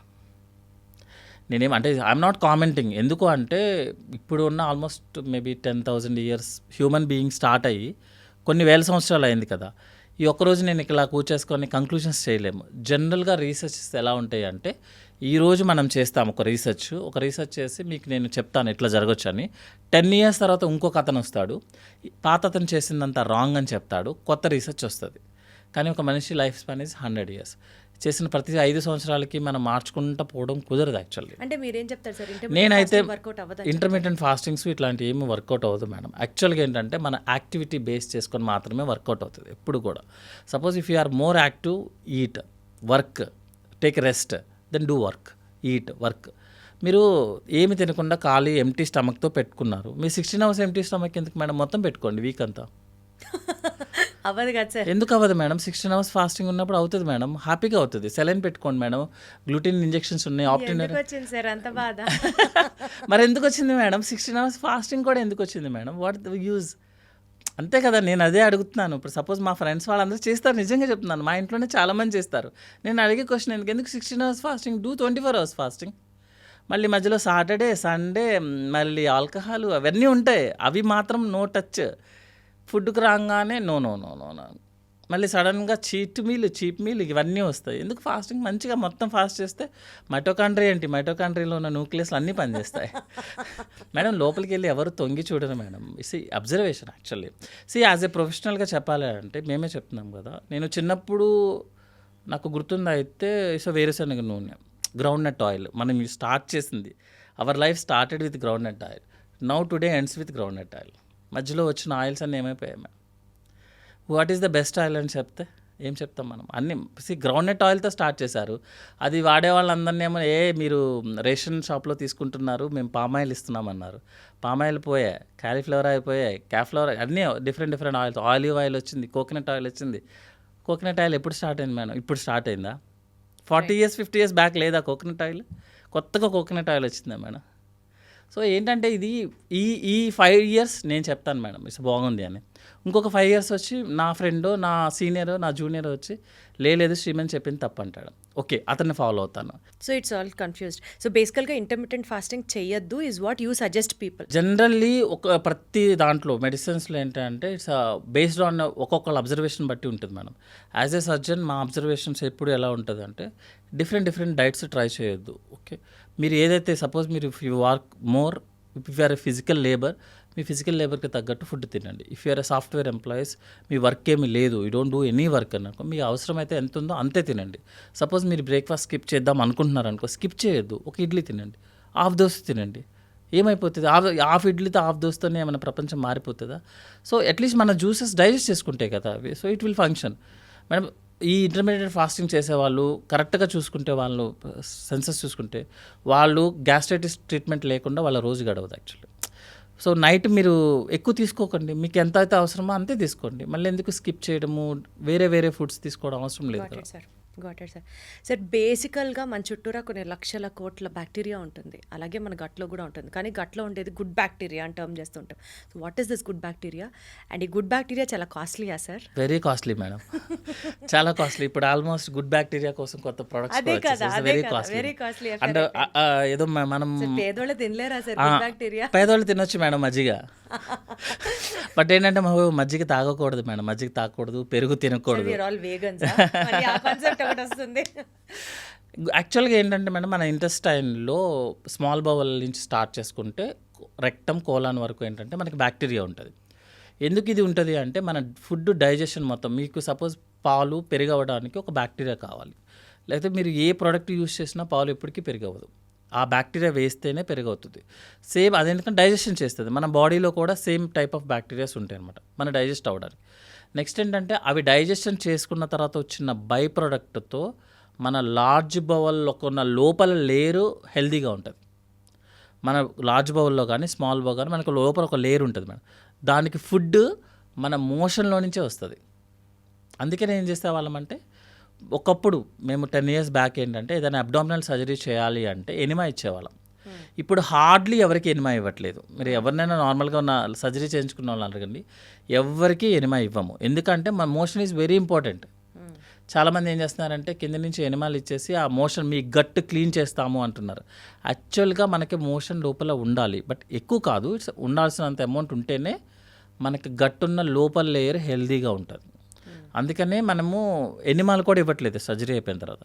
ఆ బ్యాక్టీరియా డైజెస్ట్ చేసుకొని, మోషన్లో ఉన్నది డైజెస్ట్ చేసుకొని మనకి లేయర్కి మనకి న్యూట్రియంట్స్ ఇస్తుంది. అంత ఇంపార్టెంట్ యాక్చువల్గా అనమాట. ఒక్కొక్కసారి ఏమవుతుంది అంటే మన యాంటీబయాటిక్స్ ఉంటాయి కదా, మన సో కాల్డ్ ఫార్మసీలో వచ్చే యాంటీబయాటిక్స్ మనకి ఇష్టం వచ్చినట్టు వాడేస్తాం వాటిని. సో ఈ యాంటీబయాటిక్ వెళ్ళి ఆ గుడ్ బ్యాక్టీరియాని చంపేస్తే అంటే ప్రపోర్షన్ తగ్గుతుంది అనమాట. సో బ్యాడ్ బ్యాక్టీరియా యొక్క ప్రపోర్షన్ పెరుగుతుంది, మీకు లూజ్ మోషన్ స్టార్ట్ అవ్వడము. అవి చేయడం కోసం మనం ప్రోబయాటిక్స్ ఇస్తాం అనమాట. ప్రోబయాటిక్స్ అనేది బ్యాక్టీరియాని కల్టివేట్ చేయడం కోసం మళ్ళీ ప్రోబయాటిక్ ఇస్తాం. మనమే చంపేస్తాము, మనమే ఇస్తామన్నమాట. ఇప్పుడు లేటెస్ట్ ఏంటంటే మీ దగ్గర గుడ్ బ్యాక్టీరియా లేదు కదా, మేము టెస్ట్ చేసిన తర్వాత అందులో మీకు గుడ్ బ్యాక్టీరియా కనిపించలేదు అనుకోండి, మేము క్యాప్సూల్ రూపంలో మేము ఇస్తామన్నమాట. ఎగ్జాక్ట్లీ. దాని బదులు హ్యాపీగా మనం మిల్క్ ఏమైనా టెస్ట్లు వచ్చాయి సార్ నిజంగా good bacteria bad bacteria test? Latest researches వస్తున్నాయి మేడం యాక్చువల్గా. ఎందుకు అంటే ఇప్పుడున్న ట్రెండ్ ప్రకారం ఏంటంటే gut is the centre for our body. అందుకని gut health year, gut health అనేది ఆ ట్రెండ్ స్టార్ట్ అయింది ఆ ఉద్దేశంతో అనమాట. అందుకే మా గట్లోనే మొత్తం సినిమా ఉంది. నేను చెప్పాను కదా ఇందాక, స్ట్రోక్ వచ్చిన పేషెంట్ కూడా హ్యాపీగా లైఫ్ అంతా లీడ్ చేస్తున్నాడు, ఎక్సెప్ట్ మూమెంట్స్ ఉండవు తప్ప. అంటే మెయిన్ బ్రెయిన్లో లేదు, brain only movement intellectual function ఇస్తుంది, మిగతా మూమెంట్స్ అంతా somewhere else, that is the gut అని చెప్పి ఒక కాన్సెప్ట్ అనమాట. ఇవన్నీ కాన్సెప్ట్సే మేడం, ఇట్స్ నాట్ ప్రూవెన్ ఏమి ఉండదు. సో ఇప్పుడు ఏంటంటే మనకి గుడ్ బ్యాక్టీరియా ఎంత ఉందనేది ఒక టెస్ట్లో వస్తున్నాయి అనమాట. ఆ టెస్ట్లో సపోజ్ మనకు గుడ్ బ్యాక్టీరియా తక్కువ ఉంది అనుకున్నాం అనుకోండి, మనం క్యాప్సూల్స్తో గుడ్ బ్యాక్టీరియా ఇవ్వచ్చు. సపోజ్ అవి రిచ్ పీపుల్ అనమాట. మనలాంటి పూర్ పీపుల్ ఏం చేస్తారంటే మజ్జిగ తాగితే పెరుగు తింటే సరిపోతుంది. సార్ తినరు సార్ కొంతమంది, మజ్జిగ పెరుగోది ఇష్టపడరు, వాళ్ళకి ఎలా గుడ్ బ్యాక్టీరియా అంటే టాబ్లెట్స్ వేసుకోవాల్సి వస్తుంది మన. కానీ జనరల్గా madam good bacteria bad bacteria అనేది మనకి లూజ్ మోషన్స్ వస్తే తప్ప తెలియదు. ఫ్రాంక్లీ స్పీకింగ్, ఇందులో ఉదకే మనం అనుకోవడానికి బాగానే ఉంటుంది, కానీ మీకు గుడ్ బ్యాక్టీరియా ఉంటుంది ఈ బాడీలో, ఉంటే కాబట్టి మీరు హెల్తీగా ఉన్నారు. మీకు లూజ్ మోషన్స్ వచ్చిన రోజు మాత్రమే మీకు good bacteria bad bacteria good బ్యాక్టీరియాని ఓవర్ రైడ్ చేస్తుంది అంతే. దానికి మీరు ప్రోబయాటిక్స్ వేసుకోవాలి. అందుకే మనం చిన్నపిల్లల్లో యాంటీబయాటిక్స్ యూస్ చేయము, ప్రోబయాటిక్స్ ఇస్తారు యాక్చువల్గా అనమాట. సో ఓన్లీ ఆ కంప్లైంట్ వచ్చి మజ్జిగ పెరుగానా సార్ ప్రోబయాటిక్స్కి, ఇంకేమీ ఉండవా? జనరల్గా చాలా ఉంటుంది మేడం. వెజిటేబుల్స్లో ప్రతి వెజిటేబుల్స్లో గుడ్ బ్యాక్టీరియా ఉంటుంది, బట్ బెస్ట్ థింగ్ ఈజ్ మజ్జిగ పెరుగు. రైట్. మజ్జిగ పెరుగు అంటే పుల్లది అలా ఏం అవసరం లేదు, ఫ్రెష్ తింటే సరిపోతుంది. ఇంకొకటి ఏంటంటే మనం గుడ్ బ్యాక్టీరియాని ఏమో రిప్లేస్ చేయాల్సిన అవసరం లేదు మేడం, వాటిని చంపకుండా ఉంటే చాలు. మనం యాంటీబయాటిక్స్ యూస్ చేసి గుడ్ బ్యాక్టీరియాని చంపేస్తున్నాము, సో మనకు కావాలంతే. లేకపోతే మీకు కంప్లైంట్ వస్తేనే, అంటే లైక్ లూజ్ మోషన్స్ వచ్చినా, బ్లోటింగ్ వచ్చినా, అప్పుడు మాత్రమే మీకు డౌట్ రావాలి గుడ్ బ్యాక్టీరియా తక్కువ ఉంది అనేది. లేకపోతే అవసరం లేదు, బాడీ ఆటోమేటిక్గా గుడ్ బ్యాక్టీరియానే ఉంటుంది. బ్యాడ్ బ్యాక్టీరియా వస్తే మీకు లూజ్ మోషన్స్ వస్తాయి కదా. ఇప్పుడు ఏమైపోతుందంటే కాన్సెప్ట్ ఎవ్రీ వీక్ ఒకసారి ఏదో విటమిన్ టాబ్లెట్లు వేసినట్టు వేస్తున్నారు మన గుడ్ బ్యాక్టీరియాని. ప్రాబ్లం ఏమవుతుందంటే మనం బ్యాక్టీరియాని కొత్త ఆటలను ఇస్తున్నాం అనుకోండి బయట నుంచుకొని, అక్కడున్న గుడ్ బ్యాక్టీరియా చేంజ్ అయిపోయింది అనుకోండి, మళ్ళీ ప్రాబ్లం స్టార్ట్. ఎందుకంటే ఇప్పుడు నేను ఒక 1000 పీపుల్తో ఒక రీసెర్చ్ చేస్తాను మేడం, దాన్ని నేను 100 crores అప్లై చేస్తాను. రైట్. కానీ ఇక్కడ మనిషి వేరు, వాడి జీన్స్ వేరు, ఫ్యామిలీ బ్యాక్గ్రౌండ్ వేరు, environment everything is different. So complaint వచ్చినప్పుడు మాత్రమే చేసుకోవడం అనేది correct option actually. Got it sir. Very well said sir. Sir leaky gut అంటున్నారు, అంటే ఏంటండి? What is leaky gut? Leaky gut అంటే మనకి ఇంటెస్టైన్లో లోపల ఉన్న లేయర్ కొంచెం సిక్రిషన్ చేస్తుంది మేడం యాక్చువల్గా. ఎందుకంటే డైజెషన్ ప్రాసెస్ కోసం అనమాట. కొన్ని డైరియా ట్యాబ్లెట్స్ మనం యూస్ చేసే దానికోసం అనమాట. సెకండ్ థింగ్ ఏంటంటే సిక్రెట్ చేస్తుంది కానీ అబ్జార్ప్షన్ అవ్వదు. సో మీకు ఆ వాటరు జ్యూసెస్ అవన్నీ మోషన్లోకి రిలీజ్ అయిపోతాయి. దాన్ని లీకీ గట్స్ అనమాట. అంటే కొత్తగా అబ్జార్ప్షన్ జరగదు కానీ సీక్రెట్ అయిపోతూ ఉంటుంది. మన బాడీలో ఉన్న ఎలక్ట్రోలైట్స్ అన్నీ బవల్లోంచి సీక్రెట్ అయిపోతాయి. మీరు ఇంకా కాన్సెప్ట్ చూసుకుంటే ఏంటంటే సపోజ్ మన కిడ్నీ ఫంక్షన్ చేయట్లేదు అనుకోండి, బవల్లో ఒక డయాలసిస్ యూనిట్ లాగా పనిచేస్తుంది లోపల. అంత పర్మిబిలిటీ ఉంటుంది అనమాట. కొన్నిసార్లు ఏమవుతుంది అంటే ఆ లేయర్కి ఆ కెపాసిటీ పోయింది మేడం, సిక్రేషన్ ఎక్కువ అవుతుంది కానీ అబ్జార్ప్షన్ లేదు. ఆటోమేటిక్గా మీకున్న లీక్ అవుతూనే ఉంటుంది అనమాట. అంటే మన బాడీ ఫ్లూయిడ్ ఇంటెస్టైన్లోంచి లీక్ అయిపోతుంది. ఎందుకంటే ఇంటెస్టైన్లో మనకి ఎవ్రీడే 6 to 7 లీటర్స్ జ్యూసెస్ ఉంటాయి. సో మీరు అబ్జార్ప్షన్ అవ్వట్లేదు అనుకోండి, కానీ మన మోషన్ వచ్చేది ఎంత మ్యాక్సిమం 100 to 150 grams, మేబీ కొంచెం లిక్విడ్ ఉంటుంది అంతే. ఈ 6 to 7 లీటర్స్ని కనుక మీరు సరిగ్గా అబ్జార్ప్షన్ చేసుకోకపోతే ఇట్స్ లీకింగ్ అనమాట. దాన్ని లీకీ గట్స్. ఎందుకు వస్తుంది సార్ ఈ లీకీ గట్? అబ్జార్ప్షన్ కెపాసిటీస్ పోయినప్పుడు మేడం, అదంతా ఇదేంటంటే మన ప్రోబయాటిక్స్ సరిగ్గా అంటే గుడ్ బ్యాక్టీరియా సరిగ్గా లేకపోయినా, కొంతమందికి ఏమవుతుందంటే లోపల ఉన్న మ్యూకోజా డ్యామేజ్ అవుతుంది అనమాట. లైక్ సీలియాక్ డిసీజ్ అని చెప్తాం మనం. గ్లూటిన్ సెన్సిటివ్ పేషెంట్స్లో వాళ్ళకి వస్తుంది. వాళ్ళకి ఏంటంటే ఆ లోపల ఉన్న లేయరు అబ్జార్ప్షన్ కెపాసిటీ పోతుంది. పోగానే ఏమవుతుంది అంటే సిక్రేషన్ అవుతుంది కానీ అబ్జార్బ్ అవ్వదు. సో ఆటోమేటిక్గా లీక్ అయిపోతూ ఉంటుంది అనమాట. మనకి ఎలా తెలుస్తుంది సార్ మనకి leaky gut? More loose motions ఎక్కువైపోతాయి madam. Loose motions with water అనమాట. ఏం తిన్నా సరే మోషన్ అయిపోతుంది, అబ్జార్ప్షన్ ఏం జరగదు. కొంతమంది చాలామంది చెప్తారు తిన్న వెంటనే ఏం తిన్నారో అదే వచ్చేస్తుంది సార్ నెక్స్ట్ రోజు మార్నింగ్ అన్నట్టు అనమాట. ఇమీడియట్గా లూజ్ మోషన్స్ అయిపోతాయి. సార్ యూజువలీ ఈ రోజుల్లో చిన్న పిల్లలు కూడా ఈ డైజెషన్ ప్రాబ్లమ్స్ గురించి చెప్తున్నారు. హెవీగా ఉందనో, కడుపు నొప్పనో, తినాలనిపించట్లేదనో, అరగట్లేదనో, whatever it is. So దానికి కారణం ఈ ప్యాకేజ్డ్ ఫుడ్స్ అనుకోవాలా, స్ట్రెస్ అనుకోవాలా, మొబైల్ ఫోన్స్ అనుకోవాలా, గట్ ఇష్యూస్ అనుకోవాలా? జనరల్గా ఇప్పుడు ఎస్డిటీ ప్రాబ్లమ్స్ కనుక సపోజ్ అడల్ట్ 100 అడల్ట్స్ చూసుకొని 100 చిల్డ్రన్స్ చూసుకోవాలి అనుకో మేడం, ఎస్డిటీ ప్రాబ్లము చిల్డ్రన్స్లోనే ఎక్కువ యాక్చువల్లీ. ఎందుకంటే వాళ్ళకి ఇంకా డైజెషన్ సిస్టమ్ అనేది సెట్ అవ్వలేదు. 2 years పడుతుంది. అందుకని ఇంతకుముందు ఏంటంటే మన అమ్మలు కానీ అమ్మమ్మలు కానీ అవుట్ సైడ్ ఫుడ్ కానీ అసలు కనీసం ప్రిపేర్ అవ్వని ఏ ఫుడ్ పిల్లలకి ఇచ్చేవాళ్ళు కాదు. ఇంకోటి ఏంటంటే వాళ్ళు ఫుల్ యాక్టివిటీ అనమాట. ఇంట్లో ఉన్న ఒక మనిషి వాళ్ళతో పాటు తిరగడము, ఆడుకోవడం అంతా చేసేవాళ్ళు. ఇప్పుడు ఏమవుతుందంటే మనకి 4 monthsకే మనము ఫుడ్ ఇచ్చేస్తున్నాము. వాళ్ళ బవల్ సిస్టము యాక్టివేట్ అయ్యి నార్మల్ అవ్వడానికి 2 years పడుతుంది. మనం అంతసేపు ఉండదు కాబట్టి 4 months తర్వాతే మనం ఇచ్చేస్తున్నాం ఫుడ్. ఇంకా జంక్ ఫుడ్ అనేది కామన్. ఇప్పుడు చిప్స్ లేకుండా 1 year దాటట్లేదు జనరల్గా అనమాట, వచ్చేస్తుంది. నెక్స్ట్ ఏంటంటే ఈ మిల్క్ ప్రోడక్ట్స్ కూడా అనమాట. ఇంతకుముందు ఓన్లీ మదర్ మిల్క్, లేకపోతే మన కౌ మిల్క్, లేకపోతే బఫెల్లో మిల్క్, మన ఇంట్లో చేసుకునే మిల్క్. ఇప్పుడు అన్నీ కంప్లీట్గా ఫార్ములా ఫీడ్స్ అంటే వితౌట్ ప్రిజర్వేటివ్స్ జరగదు మేడం యాక్చువల్. సో వాళ్ళకి డైజెషన్ ప్రాసెస్ ఎక్కువ ప్రాబ్లం అయిపోతుంది. ఒక ఫుడ్ బ్లోటింగ్ కాస్ట్ చేస్తుంది అంటే that is the only milk అనమాట. ఎందుకంటే మిల్క్ ఈజ్ ద యానిమల్ నుంచి వచ్చిన ప్రోడక్ట్ కదా, మన బాడీ అప్పుడప్పుడు డైజెస్ట్ చేసుకోలేదు. ఇండియాలో ఒక సెన్సెస్ ఏంటంటే 25 to 25% పీపుల్లో మనకి మిల్క్ డైజెస్ట్ అవ్వదు. సో వాళ్ళని ఏం చెప్తామంటే మీరు మిల్క్ని అవాయిడ్ చేయమని చెప్తారన్నమాట. కొంతమందికి వీటి డైజెస్ట్ అవ్వదు, సో వాళ్ళని అవాయిడ్ చేయమని చెప్తారు. ఇప్పుడు చిన్నపిల్లల్లో కూడా సేమ్ అనమాట. కొంతమందికి మిల్క్ డైజెషన్ అవ్వదు, వాళ్ళ బాడీలో లేదు, అది ఆ జీన్ లేదు. సో మనం అవాయిడ్ చేయమని చెప్తాము. యాజ్ యూజువల్ ఇంకా ఫోన్ అనేది అన్నిటికి సకల రోగాలకి that is the only option. You name it the disease, it will cause that disease. Gut హెల్త్ని కూడా మొబైల్ ఇన్ఫ్లుయెన్స్ చేసే స్థాయిలో ఉందన్నమాట. గట్ హెల్త్ అది సేమ్ మేడం. మీరు సపోజ్ మూమెంట్ లేదు, అదొక మేబీ ఒక రీల్లో అనుకుంటా, ఏం ఆడుకోవట్లేదంటే అమ్మ ఫోన్ ఇవ్వట్లేదు అన్నట్టు, మీరు ఆ ఫిజికల్ యాక్టివిటీ తగ్గిపోతుంది మేడం, మొబైల్ యాక్టివిటీ పెరిగిపోతుంది. అంటే కూర్చొని ఆడటమే కదా దాని పని, కూర్చొని చూడటమే కదా, ఆబ్వియస్లీ గట్ హెల్త్ డిస్టర్బ్ అవుతుంది. సెకండ్ థింగ్ ఏంటంటే ఇప్పుడు వచ్చిన లేటెస్ట్ ట్రెండ్స్, ఆ రీల్స్ ఏవైతే ఉన్నాయో ఫ్రాక్షన్ ఆఫ్ సెకండ్స్లో వచ్చే వీడియో వల్ల మనకి మైండ్ చాలా యాక్టివ్లో ఉండాలి, హ్యాపీ అవుతుంది, చాలా యాక్టివ్గా ఉంటుంది అనమాట. ఏమైపోతుంది నెక్స్ట్ మినిట్, నెక్స్ట్ ఇంకో రీల్ వస్తూనే ఉంటుంది అనమాట. దానివల్ల ఏంటంటే bowel same mental activity stress పెరుగుతుంది, బవల్ ప్రాబ్లమ్స్ వస్తాయి. రెండు connection madam, you name it, mobile will cause that disease. Got it sir. Sir ఒకప్పుడుతో పోలిస్తే ఇప్పుడు ఈ గట్ ఇష్యూస్ ఎంత రేట్ పెరిగినాయి సార్ ఇండియాలో? జనరల్లీ మేము చూసిన దాంట్లో 40% ఇంక్రీజ్ అయితే ఉంది మేడం ఇన్ జనరల్. అంటే 100 పేషెంట్స్ చూస్తే 40-50% పేషెంట్స్ గ్యాస్ట్రైటిస్, కాన్స్టిపేషన్ కామన్. ఇంకా మీరు వైట్ కాలర్ ఎంప్లాయీస్ వీళ్ళందరూ కనుక వస్తే మేము డైరెక్ట్గా స్ట్రైట్ ఫార్వర్డ్ చెప్పిస్తాం. 75-80% వాళ్ళకి ఎస్జిటి, కాన్స్టిపేషన్, గాల్ బ్లాడర్ స్టోన్స్. ఒకప్పటితో పోలిస్తే చాలా పెరిగిపోయిందంట. చాలా పెరిగింది మేడం. ఆల్మోస్ట్ 2 times 3 times పెరిగింది. మేము అంటే ఇప్పుడు I think 8 years back career start చేసినప్పుడు ఇప్పటికి గ్యాస్ ప్రాబ్లం అనేది కామన్ అయిపోయింది. డ్రగ్స్ కూడా మీకు ఇంతకుముందు ప్యాన్ అని ఒక చిన్న pan, maybe Razo whatever the thing, simple ట్యాబ్లెట్తో పని అయిపోయేది. బ్రేక్ఫాస్ట్కి ముందు వేసుకుంటే, గ్యాస్ ట్యాబ్లెట్ అంటే బ్రేక్ఫాస్ట్కి ముందు వేసుకుంటే సరిపోయేది పని. ఇప్పుడు ఎలా అయిపోయిందంటే దాన్ని 2 times వాడాలి, మళ్ళీ దాంతోపాటు సిరప్ 3 సార్లు వాడాలి. వాడితే కానీ కంట్రోల్ అవ్వట్లేదు గ్యాస్ ప్రాబ్లం. ఎందుకు అంటే సివియారిటీ కూడా పెరిగిపోతుంది యాక్చువల్గా అనమాట.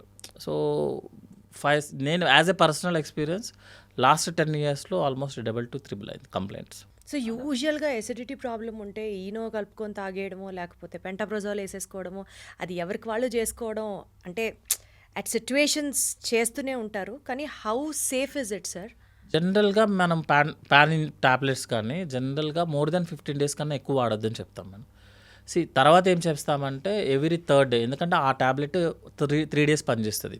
సో ఎవ్రీ 3rd day వాడమని చెప్తాం. మోర్ దాన్ 6 months మాత్రం వాడొద్దనే చెప్తాం. ఎందుకంటే ఇన్ని రోజులు కంటిన్యూ అవుతుందంటే మనం లైఫ్ హ్యాబిట్స్ మార్చుకోవట్లేదు, స్ట్రెస్ చేంజ్ చేయట్లేదు. ఎందుకు అంటే ఆ ట్యాబ్లెట్ ఏం చేస్తుంది మేడం, ఎస్జిటి సిక్రీట్ చేసే సెల్ని ఆపుతుంది. మనం ఏమనుకుంటున్నాము, ఎస్జిటి వల్లే డైజెషన్ అవ్వదు అనుకుంటాము. అసలు మన స్టమక్లో యాసిడ్ లేకపోతే మీకు అసలు డైజెషనే అవ్వదు. మీరు డైజెషన్ అవ్వట్లేదని అది ఎస్జిటి అనుకొని ట్యాబ్లెట్ ఇచ్చారు. యాసిడ్ ఆగిపోతుంది, డైజెషన్ అవ్వదు, మీరు ట్యాబ్లెట్ వేస్తారు, యాసిడ్. ఆ సైకిల్ని తిప్పుతూనే ఉంటాం అనమాట. అట్లా కాకుండా లైఫ్ స్టైల్ మార్చుకొని, డైట్ మార్చుకొని, మన స్ట్రెస్ లెవెల్స్ చేంజ్ చేసుకొని మీకు అవసరమైనప్పుడు ట్యాబ్లెట్ వేసుకోవడం తప్పలేదు. ఇంకా ఈనో సోడా అంటారా, మీకు ఇమీడియట్ రిలీఫ్ వస్తుంది యాక్చువల్గా దానివల్ల. సపోజ్ నేను ఈనో వాడాను అనుకో, దాంట్లో సోడా బైకార్బ్ ఉంటుంది, లేక వాషింగ్ సోడా టైప్ అనమాట. సోడా బైకార్బ్ ఉంటుంది, లోపల ఉన్న యాసిడ్తో ఇటు రియాక్ట్ అయ్యి కార్బన్ డైఆక్సైడ్ రిలీజ్ చేస్తుంది, తేన్పు వస్తుంది. అప్పుడు మన ఫీలింగ్ ఏంటంటే అబ్బా తగ్గిపోయింది, ఎందుకంటే గ్యాస్ అని మనం అనుకుంటున్నాం కదా, అది బయటికి తీసేస్తే అయిపోయింది అనుకుంటాం. కరెక్ట్గా చెప్పాలంటే ఎస్జిటి గ్యాస్ ప్రాబ్లం అంటే స్టమక్లో గ్యాస్ ఉండదు మేడం. స్టమక్లో అసలు మీకు గ్యాస్ ఉండదు. అదేంటంటే యాసిడ్ లెవెల్ వల్ల మనకి స్టమక్ ఆ ఫీలింగే గ్యాస్ ఫీలింగ్ అనమాట. అంతే తప్పించి లోపల గ్యాస్ ఉండదు. మీకు ఏదైతే తేన్పులు తీసి మీరు బయటికి తీస్తున్నారో అది జస్ట్ ఒక రియాక్షన్ వల్ల వచ్చిన గ్యాస్, అంటే మీరే ఇచ్చి మీరే తీస్తున్నారు బయటికి. ఎంత తప్పు చేస్తున్నాం సార్ తెలియకుండా. అసలు రిటర్న్ వచ్చేటప్పుడు ప్రాబ్లం అక్కడ వస్తుంది అది మేడం. యాక్చువల్గా రిటర్న్ గ్యాస్ రిలీజ్ అయ్యేటప్పుడు దాంతోపాటు రియల్ యాసిడ్ని పైకి తీసుకొస్తుంది. ఓపెన్ చేసినప్పుడు రియల్ యాసిడ్ పైకి, అది మనకి ఫుడ్ పైప్ని డ్యామేజ్ చేస్తుంది. సో కంటిన్యూస్గా యూనో యూస్ చేయడం కానీ, సోడా యూస్ చేయడం కానీ ఇస్ ద బ్యాడ్ బిహేవియర్ యాక్చువల్గా. సో ఎందుకంటే ప్రతి కెమికల్కి ఒక సైడ్ ఎఫెక్ట్, ఒక ఫంక్షన్ ఎలా అయితే ఉందో దానికి సైడ్ ఎఫెక్ట్ కూడా ఉంటుంది. సో మనకు అవసరం ఉన్నంత వరకు నేనే చెప్తున్నాను కదా, ప్యాంటాప్ టాబ్లెట్ మీరు ఎక్కువ రోజులు వాడినా ప్రాబ్లమే, ఈనో 1-2 సార్లు కన్నా ఎక్కువ రోజులు యూస్ చేసినా ప్రాబ్లమే. సో ప్రతి ప్రోడక్ట్కి ఒక సైడ్ ఎఫెక్ట్. సరే, గ్యాస్, ఎసిడిటీ ఎంత కామన్ అని మాట్లాడుకుంటున్నామో, యంగ్స్టర్స్కి కూడా నిద్ర పట్టదు రాత్రిపూట. నాకు మినిమం 2-3 అవ్వందే పడుకోను నేను అనడం సర్వసాధారణం. అది ఫ్యాషన్ అనుకోవచ్చు, what ever it is, but that is the case. నిద్రకి గట్ హెల్త్కి రిలేషన్ ఉందా అండి? నిద్ర సరిగ్గా లేకపోతే గట్ డిస్టర్బ్ అవుతుంది మేడం.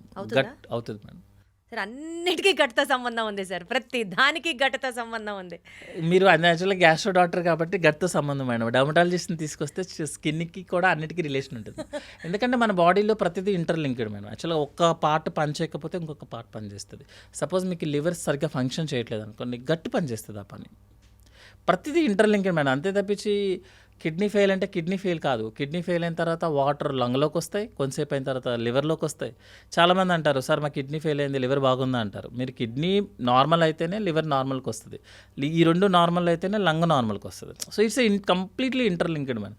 అంతే తప్పించి ఒక్క ప్రాబ్లం ఎప్పుడు ఒకటి ఉండదు, అంటే గట్కి గ్యాస్కి సంబంధం ఉందా ఇట్లా ఏముండదు, ప్రతిదీ ఇంటర్లింక్డ్. సపోజ్ మీరు నిద్రపోవట్లేదు మేడం, సపోజ్ నైట్ నిద్ర లేదు నాకు అనుకుందాం, ఏం చేస్తాం జనరల్గా, మైండ్ యాక్టివ్లో ఉంటుంది, that means gut is not working. Suppose మనకు డైజెషన్ సరిగ్గా అవ్వలేదు, పొట్టంతా ఇబ్బందిగా ఉంది, మనం నిద్రపోగలమా, ఛాన్సే లేదు. So they both are interlinked అనమాట. సో స్లీప్కి గట్కి కంప్లీట్లీ ఇంటర్లింక్డ్ మేడం. సో హాయిగా పడుకుంటే గట్టు శుభ్రంగా ఉంటుంది. Sir, one final question to wind up our interview. Best habits for gut health ఒక 5 హ్యాబిట్స్, ఒక 5 ఫుడ్స్ చెప్పండి సార్ అంటే ఏం చెప్తారు? 5 హ్యాబిట్స్ ఏం లేదు madam. Actually everyday morning as early possible, suppose minimum at least 7 to 5 wake up, breakfast 7 to 5 completed. Okay, next different juices లాగా try చేయడం బదులు just room temperature water is enough. Okay, అదే టైంలో ఒక 30 minutes వాక్ కానీ యోగా కానీ whatever the some physical activity మీ మజిల్ని యాక్టివ్లో చేయటము. బిఫోర్ బ్రేక్ఫాస్ట్ కాఫీ టీ కానీ గ్రీన్ టీ, లెమన్ టీ, ఇంకే టీ అయినా సరే తీసుకోకూడదు. On empty stomach don't take anything. మీరు ఈ 2 సంవత్సరాలు బాగుండొచ్చేమో, 3rd year స్టార్ట్ అవుతుంది మ్యూజిక్.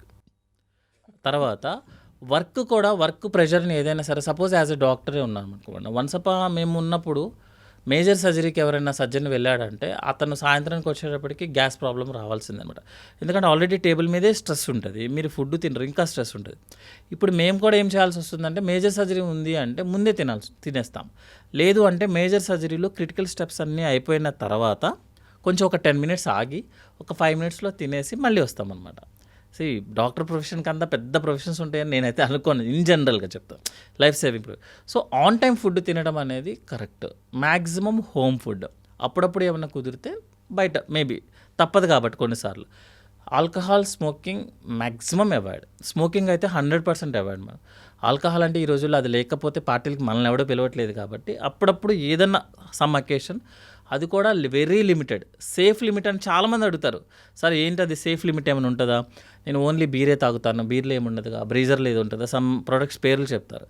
ఏదైనా ఆల్కహాల్ ఈజ్ ఆల్కహాల్ అనమాట.